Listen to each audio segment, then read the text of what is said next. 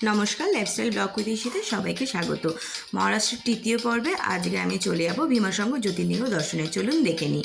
আমি ছিলাম পান্ডারপুর এবং পান্ডারপুর বাস স্ট্যান্ড থেকে বাসে করে মাথা পিছু 165 টাকা ভাড়াতে আমি পৌঁছে গেছিলাম Pune bus stand, Pune new Chhatrapati শিবাজি বাস স্ট্যান্ড। সেইখান থেকে আবার বাসে করে কিন্তু মাথা পিছু 90 টাকা ভাড়াতে আমি কিন্তু পৌঁছে গেছিলাম ভীমাশঙ্কর জ্যোতির্লিঙ্গে। কেউ যদি প্রাইভেট কারে আসতে চান তাও আসতে পারেন, আর কেউ যদি ট্রেন যোগে আসতে চান, ভীমাশঙ্কর জ্যোতির্লিঙ্গের কাছাকাছি স্টেশন হচ্ছে পুনে জাংশন। পুনে জাংশন থেকে কিন্তু 120 কিলোমিটার। আপনারা কিন্তু বাস বা প্রাইভেটে করে চলে আসতে পারেন ভীমাশঙ্কর জ্যোতির্লিঙ্গে।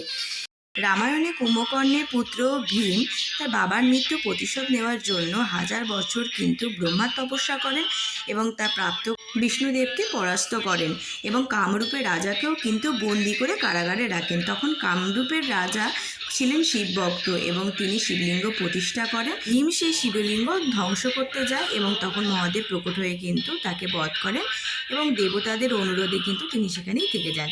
আমার তো দর্শন হয়ে গেছে, আপনারাও কিন্তু দর্শন করুন। ভিডিওটা ভালো লাগলে অবশ্যই লাইক শেয়ার সাবস্ক্রাইব করে পাশে থাকবেন। Tata bye.